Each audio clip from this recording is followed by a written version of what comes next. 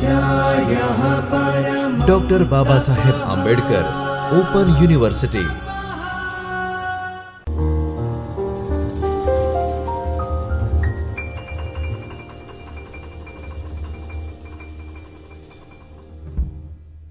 નમસ્કાર વિદ્યાર્થી મિત્રો, ડૉક્ટર બાબા સાહેબ આંબેડકર ઓપન યુનિવર્સિટીના department of library and information science તરફથી assistant professor doctor Gita Pandya હું આપનું હાર્દિક સ્વાગત કરું છું. આજે આપણે ગ્રંથાલયની સામગ્રીની જાળવણી અને સંરક્ષણ વિશેની અભ્યાસ કરીશું. તેમાં એકમ 2માં લેખન સામગ્રીનો વિકાસ એનો ભાગ 2 વિશે અભ્યાસ કરીશું. આપણે ગઈ વખતે ભાગ 1નો અભ્યાસ કરેલો હતો, તો હવે પછી આપણે આગળ વધી જુદા જુદા પ્રકારના તામ્રપત્રો, ભોજપત્ર અને ધાતુપત્રનો અભ્યાસ આપણે કરી લીધેલો છે. તો હવે આપણે આગળ વધીશું. અગાઉ આપણે લેખન સામગ્રીના વિકાસમાં માટીની તકતીઓ, પેપીરસ, પ્રાણીઓની ચામડી, ભારતમાં પ્રાચીન લેખન સામગ્રી, સામાન્ય રીતે ભોજપત્ર અને તાડપત્રનો ઉપયોગ કેવી રીતે થતો હતો એના વિશે આપણે અભ્યાસ કર્યો. જેમ જેમ લખાણ અને વસ્તુઓનો ઉપયોગ અને તેની સાચવણી વિશે પણ આપણે અગાઉ અભ્યાસ કરી ચૂક્યા છીએ. પરંતુ કાગળનો ક્યારે વિકાસ થયો, કાગળની શરૂઆત ક્યારે થઈ એના વિશે, કાગળનો ઇતિહાસ, એના માપનના એકમો, એના વિશે આપણે આજે અભ્યાસ કરીશું. કાગળને ઘણીવાર સભ્યતાથી કામવાળી કહેવામાં આવે છે, એટલા માટે કે રાષ્ટ્રીય સંસ્કૃતિનું સ્તરની વિશ્વાસની સૂચિ તેમજ તેની સંપત્તિનું માપ માથાદીઠ કાગળની વપરાશ ઉપર નક્કી થઈ શકે છે. કપાસ, ડાંગર અને ઘઉંની સળીઓ, ઘાસ, શણ વગેરેના સેલ્યુલોઝ રેસાઓમાંથી કાગળ તૈયાર થાય છે. આ ઉપરાંત વિશિષ્ટ પ્રકારના ઝાડ જેવા કે ચીલ, અનાનસ વગેરેનો ઉપયોગ પણ કાગળ બનાવવામાં થાય છે. આજે જેમાં સેલ્યુલોઝ મળી રહે છે તેવા લાકડાની મોટા પ્રમાણમાં કાગળ તૈયાર કરવામાં આવે છે.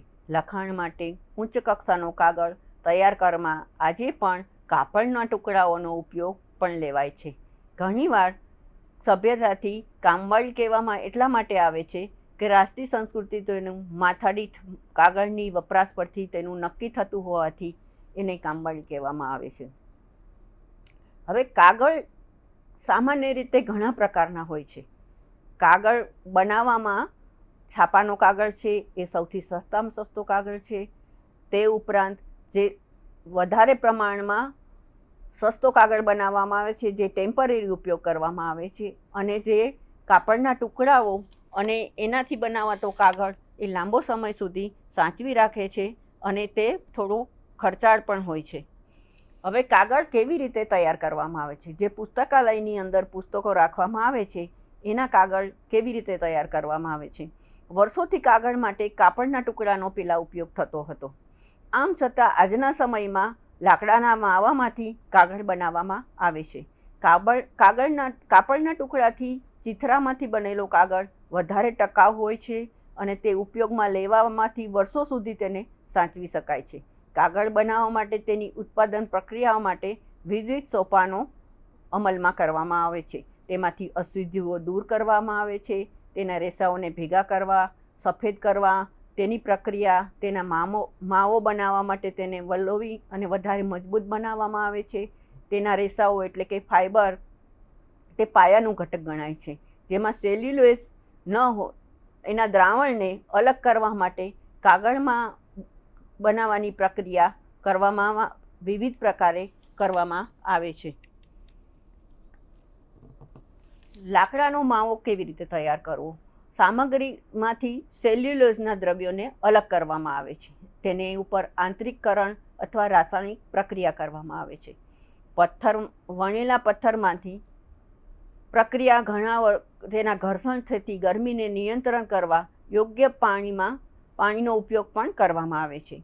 આ પ્રક્રિયામાં થોડા પ્રયત્ન કર્યા પછી સેલ્યુલોઝ સાથે સેલ્યુલોઝ ન ધરાવતા દ્રાવણનું તેમાં ભળેલા હોય છે. કાગળના બંધારણ માટે 20 થી 30% રાસાયણિક લાકડાનું મિશ્રણ કરવામાં આવે છે. જોકે આ પ્રક્રિયા આપણે જે કાગળો મેળવી છે તે નબળી ગુણવત્તાનો હોવાથી તેનો ઉપયોગ હલકા કક્ષાના સામાયિકો સમાચારપત્રો મર્યાદિત રહે છે. રાસાયણિક પ્રક્રિયામાં ઊંચા તાપમાન અને દબાણ હેઠળ લાકડું, વાંસ, ઘાસ, કપડાના ટુકડા વગેરેમાં બિનસેલ્યુલોઝ દ્રવ્યોને દૂર કરવામાં આવે છે. લાકડાની છાલને તેમાંથી દૂર કર્યા બાદ રાસાયણિક પદ્ધતિનો ઉપયોગ કરતા પહેલાં લાકડાને નાના નાના ટુકડાથી કાપવામાં આવે છે અને જુદા જુદા રસાયણથી તેનો ઉપયોગ કરવામાં આવે છે. લાકડાના ટુકડાને પલાળી અને તેનો માવો બનાવવામાં આવે છે અને ઉપર જે બતાવ્યું આપણે એ પ્રમાણે એની પ્રક્રિયા કરવામાં આવે છે. હવે સોડાની પ્રક્રિયા કરવામાં આવે છે, એટલે કે કાપડના ટુકડા, ઘાસ જેવી કાચી સામગ્રીને સોડિયમ હાઇડ્રોક્સાઇડ અને સોડિયમ સલ્ફેટના દ્રાવણમાં વિવિધ રીતે ઉપયોગ કરીને એને ઉપયોગ લેવામાં આવે છે. પરંતુ જો સળીઓનો ઉપયોગ થતો હોય તો દ્રાવણમાં કેલ્શિયમ હાઇડ્રોક્સાઇડ પણ ઉમેરવામાં આવે છે. સોડિયમની પ્રક્રિયાની અંદર જો કે કાચી સામગ્રી, ઘાસ, ટુકડાનો ઉપયોગ થતો હોય તો દ્રવ્યોમાં સોડિયમ હાઇડ્રોક્સાઇડનો ઉપયોગ કરવામાં આવે છે અને તેનામાંથી બદામી રંગનો મજબૂત વીટા કાગળ માટે પ્રક્રિયામાં કરવામાં આવે છે. બાયોસલ્ફેટ પ્રોસેસ, કાચી સામગ્રીના લાકડાની છાલને ઉપયોગ થતો હોય તો રાસાયણિક પ્રક્રિયા કરવામાં આવે છે અને સલ્ફર ડાયોક્સાઇડના ગેસમાં પ્રવાહમાં મેગ્નેશિયમ બાયસલ્ફેટ તેમજ કેલ્શિયમ બાયસલ્ફેટ બેમાંથી એક કે બંને મિશ્રણનો ઉપયોગ કરવામાં આવે છે. રાસાયણિક પ્રક્રિયામાં ઉપયોગ લીધેલા રસાયણોને દૂર કરવા લાકડાના માવાને ધોવામાં આવે છે. બધા જ પ્રકારની અશુદ્ધિઓ દૂર કર્યા પછી માવાને જાળી ઉપર રાખી અને હલાવવામાં આવે છે. માવાને ઘટ્ટ બનાવવા માટે તેમાંથી પાણી દૂર કરવામાં આવે છે. ક્લોરીન અને હાઇડ્રોક્લોરાઇડના દ્રાવણમાં માવામાં સફેદી લાવવા માટે તેમાં રહેલા ક્લોરીનના અંશોને દૂર કરવામાં એને ધોવામાં આવે છે. એટલે કે એક જાતની પ્રોસેસ કરવામાં આવે છે કે માવો બને, માવામાંથી એને ઘાટો બનાવવાનો, એની અંદરથી અશુદ્ધિઓ દૂર કરવી અને જે જુદા કલરનો હોય તો એમાંથી સફેદ કાગળ બનાવવા માટે એને જુદી જુદી પ્રોસેસ કરવામાં આવે છે. હવે પછી તે માવાને મોટા પીપ આકારના દાબ યંત્રમાં રગડવામાં આવે છે અને એને સેલ્યુલોઝને દબાવવામાં આવે છે. તે પછી જોર્ડન મશીનમાંથી પસાર કરી ફાઇબર્સ સપાટ કરી તેને યોગ્ય લંબાઈ સુધી કાપવામાં આવે છે. ત્યારબાદ તેને ફ્લોર ડીનિયર મશીનમાંથી પસાર કરવામાં આવે છે. આ મશીનની બેઠક ઘણી લાંબી હોય છે, તેને ભીનો છેડો તરીકે ઓળખાવવામાં આવે છે. આ બેઠક જાળી અને કપડાનો મોટો પહોળો પટ્ટો હોય છે જેના ઉપર ફાઇબર્સને સાદડીની જેમ જોડાઈ શકે અથવા સીટ રૂપે ફેરવાઈ શકે. તે પછીના ભાગમાં આ સીટ સુકાઈ જાય તો તેને સૂકી જમીન ઉપર જ્યાં એક પેટીમાંથી પસાર કરી કાગળમાં રહેલું પાણી ઉડી જાય અને કાગળ સૂકો બને છે. તે બાદ સીટ ભારે દબાણ ધરાવતા પ્રેસ રોલમાંથી પસાર કરી અને ત્યાર પછી ઘણી વરાળ દ્વારા ગરમ રહેલા સંખ્યાબંધ સિલિન્ડરમાંથી પસાર કરવામાં આવે છે. છેલ્લે કાગળને પ્રેસ કેલેન્ડર દ્વારા પસાર થાય અને જે ચીકણી માટી અથવા લીસી, રાળ, કાંજી, ફટકડી વગેરે માપ મુજબ સામગ્રીને કાગળની સપાટી ઉપર ઉપયોગમાં લેવામાં આવે છે અને કાગળને સપાટીને સુંવાળી અને લીસી બનાવવામાં આવે છે. ત્યારબાદ કાગળને મોટા વીંટામાં વીંટવામાં આવે છે અથવા જો જરૂરી કદની સીટ મુજબ એને કાપવામાં આવે છે અને કાગળને મજબૂતી અને જૂથમાં ઉપયોગ કરી અથવા 500 સીટની જુદા જુદા પેલાની એને સીટ બનાવવામાં આવે છે. હવે કાગળ જુદા જુદા ટાઈપમાં ઉપયોગમાં થતો હોય છે એટલે એ પ્રમાણે એની સીટો બનાવવામાં આવે છે. હવે કાગળની વિવિધતા એટલે કાગળની સીટો બનાવવામાં આવે છે. આપણે એમ આગળ જોયું એમ છાપાનો કાગળ છે, બુક્સનો કાગળ છે, જુદી જુદી રીતે ડ્રોઈંગ પેપર હોય એનો કાગળ છે. એ રીતે કાગળની જુદી જુદી જાતો અને જુદી જુદી રીતે એને પ્રોસેસ કરીને બનાવવામાં આવે છે. જેમ ન્યૂઝપેપરનો કાગળ છે સૌથી સસ્તામાં સસ્તો બને છે, જે અમુક જ દિવસો સુધી એનો ઉપયોગ થતો હોય છે. પણ પુસ્તકો છે, ડ્રોઈંગ પેપર છે, એ બધા અને જુદા જુદા પ્રકારના કોર્ટમાં વપરાતા પેપરો છે એ બધા પેપરને લાંબા સમય સુધી સાચવવામાં આવે છે. તો એ કાગળની પ્રોસેસ પણ મોંઘી અને ખર્ચાળ હોય છે, પરંતુ એને લાંબા સમય સુધી સાચવી શકાય છે. હવે કાગળની વિવિધતા શું છે? ન્યૂઝપ્રિન્ટ અને એક ભાગમાં સલ્ફાઇડનો માવો અને 3 ભાગના માવાના મિશ્રણથી એને બનાવવામાં આવે છે. લેખન માટેનો ટકાઉ કાગળ, જે કાપડના ટુકડા અને સલ્ફાઇડ માવો એ બંનેના મિશ્રણમાંથી બનાવવામાં આવે છે. આપણે અગાઉ જોયું કે કાગળની સાથે જો કાપડના ટુકડા રાખવામાં આવે તો કાગળ વધારે લાંબો સમય સુધી ટકી શકે છે, અને એના મિશ્રણ દ્વારા બનાવેલો કાગળ વધારે લાંબો ટકે છે, પણ ખર્ચાળ છે. પરંતુ લાંબો ટકાવ હોવાથી જરૂરી હોવાથી ખર્ચાળ પ્રોસેસ પણ કરવી પડે છે. પછી બોન્ડ પેપરો, જે ઉત્તમ પ્રકારના ગુણવત્તા ધરાવતા કાગળ છે, જેને લેઝર પેપરના નામે પણ ઓળખાય છે. જે બોન્ડ પેપર છે એ લાંબા સમયના ડોક્યુમેન્ટ સાચવવા માટે આ કાગળ વપરાય છે. કોર્ટની અંદરના દસ્તાવેજો હોય કે પછી મકાનને લગતા દસ્તાવેજો હોય તો એ બધા પ્રકારના દસ્તાવેજોમાં બોન્ડ પેપર વપરાય છે. રચના બોન્ડ પેપર ખાસ પ્રકારની જાળવણીથી એ ડિઝાઇન તૈયાર કરવામાં આવે છે. એ કટરમાં વોટરમાર્ક ધરાવે છે, એટલે કે અમુક પ્રકારના કાગળ એવો હોય છે કે જેની સપાટી લીસી હોય છે અને એ કાગળ વધારે ચીકણો હોવાથી લાંબો સમય સુધી રહી શકે છે. લીડ પેપર અથવા વણેલા કાગળ, જે ચિત્રકામ માટે વપરાય છે.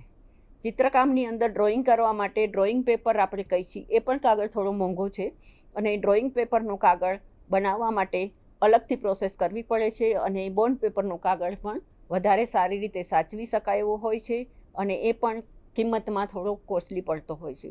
આર્ટ પેપર, સુવાળી સપાટી ધરાવતા આકર્ષક કાગળ. આપણે જોયું હશે કે ઘણી વખત આપણે હાથેથી સ્પર્શ કરી તો ખ્યાલ આવે કે એકદમ લીસી સપાટી છે.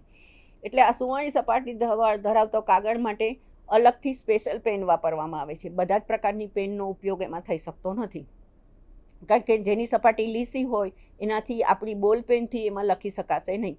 એટલે આર્ટ પેપરની અંદર સ્પેશિયલ પ્રકારની પેન વાપરી અને એનો ઉપયોગ કરવામાં આવે છે. પરંતુ આ પણ કાગળ થોડો મોંઘો હોવાથી એ ખર્ચાળ છે, પણ લાંબા સમય સુધી રહી શકે છે. નકલી આર્ટ પેપર, આર્ટ પેપર મોંઘો હોવાથી એની સાથે આર્ટ પેપરની હારે નકલી આર્ટ પેપર પણ બનાવવામાં આવે છે. આ જુદા પ્રકારનો કાગળ છે, એમાં પણ સપાટી થોડી લીસી જ રહેવાની છે, અને એનો ઉપયોગ પણ સ્પેશિયલ ખાસ વસ્તુ માટે કરવામાં આવે છે. પાર્ચમેન્ટ પેપર, જેને પ્રાણીઓની ચામડી સાથે કોઈ સંબંધ નથી, તે વેજીટેબલના પાર્ચમેન્ટ તરીકે પણ ઓળખાય છે. પાર્ચમેન્ટ પેપર જુદી જુદી રીતે ઉપયોગમાં લેવાય છે. જે શેના માટે લેવાય છે તો કે કાયદાકીય દસ્તાવેજો, નકશાઓ, એના માટે તેનો ઉપયોગ થાય છે. કાગળની વિવિધતાની દ્રષ્ટિએ આપણે જોઈએ કે રોજબરોજના ઉપયોગમાં વધારે પડતો ન્યૂઝપેપર અને મેગેઝિન એના માટે કાગળ વપરાય છે. હવે એ કાગળ સસ્તો હોવાથી આપણને ખબર છે કે એની આયુષ્ય મર્યાદા નથી. તમારા ઘરમાં ન્યૂઝપેપર આવતું હશે કે જર્નલ્સ મેગેઝિન આવતા હશે, એનો ઉપયોગ તમે 1 કે 2 દિવસ કરો છો, અથવા ન્યૂઝપેપર તમે વાંચીને થોડા દિવસ સુધી સાચવી રાખતા હશો, પરંતુ એનો ઉપયોગ લાંબો કરવાનો નથી અને લાંબા સમય સુધી સાચવવાના નથી. પરંતુ હવે એવું બને છે કે ગ્રંથાલયમાં ન્યૂઝપેપર પણ સાચવવામાં આવે છે, પરંતુ એના માટે ફોટો છે કે પ્રિન્ટ છે એની કાઢી ફોટોકોપી ઝેરોક્સ એવું કરી અથવા એને સ્કેન કરીને પણ રાખવામાં આવે છે, કારણ કે ખબર છે કે ન્યૂઝપેપર લાંબો સમય સુધી ટકી શકવાના નથી. એટલે એ ન્યૂઝપેપરને આવી રીતે હવે સાચવવામાં આવે છે. જુદા જુદા દસ્તાવેજો છે એ બધાને પણ એવી જ રીતે લાંબો સમય સુધી સાચવવામાં હોવાથી તે મોંઘો પેપરમાં યુઝ કરવામાં આવે છે. હવે કાગળની આ જુદા જુદા પ્રકારની માહિતી ઉપરથી આપણે નક્કી કરીશું કે કોઈ પણ પ્રકારની વસ્તુને સાચવવા માટે એની ઝેરોક્સ, ફોટોકોપી, સ્કેન કોપી, અત્યારે હાલમાં બધા જ ગ્રંથાલયોમાં આનો ઉપયોગ થવા લાગ્યો છે. હવે કાગળનો ઇતિહાસ શું છે? કાગળની શોધ કોને કરી? જનરલી બધા જ પ્રકારની વ્યક્તિ હશે એને કાગળની શોધ વિશે તો ખબર જ હશે, કારણ કે શરૂઆતમાં આપણે જ્યારે 4થા 5મામાં ભણતા હોય ત્યારે પણ કાગળની શોધ વિશે આપણે ભણી ગયા હશું. કાગળની શોધનો ઇતિહાસ આવે એટલે ચીન યાદ આવે, કારણ કે કાગળની શોધ ચીનમાં થઈ હતી. કાગળની શોધની બનાવટ ઈસવીસન 105ના અરસામાં ચીનમાં થયેલી. ભારતમાં જૂનામાં જૂની ઈસવીસન 1223 અને 24ની કાગળની હસ્તપ્રતો મળી આવે છે. ભારતમાં મુસ્લિમ શાસનકાળમાં કાગળનો ઉપયોગ થયો હતો. કાગળ સૌપ્રથમ ભોજપત્ર બાદ ત્યારબાદ તાડપત્રનું સ્થાન લીધું. 1750માં હોલેન્ડના યંત્રની શોધ થઈ, જે કાપડના ટુકડાઓમાંથી ઓછા સમયમાં ફાઇબર્સ અલગ કરવાની પ્રક્રિયા કરતું હતું. 1798માં ફ્રાન્સમાં કાગળના સળંગ વીંટાઓ તૈયાર કરી શકાતા હતા એવા યંત્રની શોધ થઈ હતી અને 1803માં આ સુધારા વધારા કરવામાં આવ્યા અને 1840માં જર્મને ફાઇબર્સયુક્ત માવો તૈયાર કરવાની પ્રક્રિયા શરૂ કરી અને ત્યારબાદ 1867માં અમેરિકામાં તેમજ યુરોપમાં આ પ્રક્રિયા ઝડપથી સુધારો લાવવામાં આવ્યા. તેથી જ આજની કાગળની મિલો 1882માં વિકસી. હવે જે આપણે જોઈ શકીએ છીએ કે તામ્રપત્ર અને હસ્તપ્રતો એ બધાનો ઉપયોગ પછી કાગળની શરૂઆત કરવામાં આવી. હવે કાગળની શરૂઆત થઈ એટલે કાગળને લગતા બધા જ પ્રકારના મટીરિયલો તૈયાર થયા. એમાં બુક્સ હોય, જર્નલ્સ હોય અને જુદા જુદા મટીરિયલ્સ પણ તૈયાર થવામાં આવ્યા. હવે એના માપના એકમો શું છે કે કયા પ્રકારના માપથી કાગળ બનાવવામાં આવે છે. કાગળનું કદ એનું ઇંચ અથવા સેન્ટીમીટરમાં દર્શાવવામાં આવે છે. કદ માટેના પ્રચલિત નામો જેમ કે atlas, crown, Demi, foolscap, royal વગેરે છે, પરંતુ હકીકતમાં આ માપ માટે મોટે ભાગે ઉપયોગમાં લેવાતા નથી. આજે ભારતમાં બજારમાં જે કાગળ મળે છે તેના સામાન્ય કદને ધ્યાનમાં લેવામાં આવે તો 46 સેન્ટીમીટર પ્લસ મલ્ટીબાય 56 સેન્ટીમીટર કદને સામાન્યપણે દર્શાવવામાં આવે છે, જેને 18x22 ઇંચનું કહેવામાં આવે છે. એવી જ રીતે 43 સેન્ટીમીટર મલ્ટીપ્લાય 69 સેન્ટીમીટર કદને સામાન્ય કદ દર્શાવવામાં આવે છે, જે 17x27 સેન્ટીમીટરનું છે. 51 cm મલ્ટીપ્લાય 76 cm કદને સામાન્ય રીતે દર્શાવવામાં આવે છે, જે 20x30 ગણવામાં આવે છે. 58.5 સેન્ટીમીટર મલ્ટીપ્લાય 91 સેન્ટીમીટરના કદને સામાન્યપણે દર્શાવાય છે, જે 23x36 અને આ રીતે અલગ અલગ માપ ગણવામાં આવે છે, જે અત્યારે આપણે એને A4 લેટર્સ એ રીતે ગણવામાં આવે છે. મોટાભાગે A4 સાઇઝના પેપર વધારે યુઝમાં આવે છે. પરંપરાગત રીતે 24 સીટનો એક ઘા અને 20 ઘાનો એક રીમ એટલે કે 480 સીટ એમ ગણતરી થાય છે, પરંતુ ખરીદીની ગણતરી બદલાય અને મોટાભાગની ગણતરીમાં રીમમાં 500ની સીટ એકમના આધારે માનવામાં આવે છે. કાગળનું વજન GSM એટલે કે સીટના ચોરસ મીટરના ગ્રામમાં વજન થાય છે. જાણતા હોઈએ તો ત્રીજા ગણતરીમાં આ રીતે જુદા જુદા ગણતરી પ્રમાણે જેવા કે કદ, GSM અને સીટનું કુલ વજન આમાંથી કોઈ એક બે સામાન્ય રીતે ત્રીજા ભાગની ગણતરી સહેલાઈથી જોઈ શકાય છે. સામાન્ય બોલાતી ભાષા મુજબ જો આપણે આ પદ 23rd પેપર એટલે કે 13.5 kg જાણતા હોઈએ છીએ, એ સહેલાઈથી સમજી શકાય છે. આ કદનું માપ 20 × 30 આશરે એટલે કે 51 cm અને 76 cm છે. આ એક રીમનું વજન 13.5 kg છે. આ રીતે કાગળને જુદા જુદા માપથી માપવામાં આવે છે, ગણવામાં આવે છે અને એ રીતે જે માપ વજનના પેલા માપથી સીટો તૈયાર થાય છે અને એને કટિંગ કરી અને જે રીતે ઉપયોગમાં લેવાય એ રીતે એને કાપવામાં આવે છે. હવે આપણે કાગળ વિશે જોયું તો કાગળની પહેલાં જુદા જુદા ઉપયોગમાં લેવાતા વસ્તુનો પણ અભ્યાસ કર્યો. હવે કાગળના વપરાશની સાથે સાથે હવે પછી માઇક્રોફિલ્મ, ફીસ એ લાંબો સમય સુધી ટકી શકે એવું પણ જોવામાં આવે છે, પરંતુ કાગળનો મેક્સિમમ ઉપયોગ થાય છે કારણ કે એક જગ્યાએથી બીજી જગ્યાએ તેને ખસેડી શકાય છે, એને સાચવવામાં ઇઝી પડે છે. જ્યારે આપણે અગાઉ જોયું કે માટીના, ધાતુના અને જુદી જુદી પ્રકારના ધાતુપત્ર, ચર્મપત્ર એ બધાને સાચવવા બહુ જ અઘરા પડતા હતા. એટલા માટે કાગળનો ઉપયોગ અત્યારે સૌથી મેક્સિમમ થાય છે.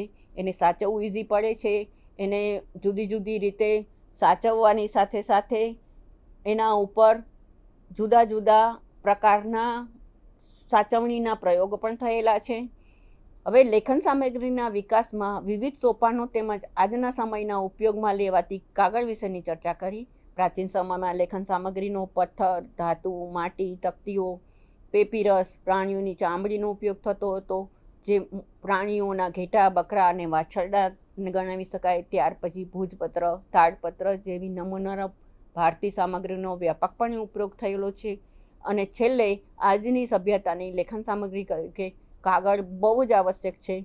આ એકમમાં કાગળની બનાવટની પ્રક્રિયા, વિવિધ સોપાનો, કાગળની વિવિધતા, કાગળનો ઇતિહાસ, કાગળનું કદ, તેના માપ વગેરેની ચર્ચા કરી.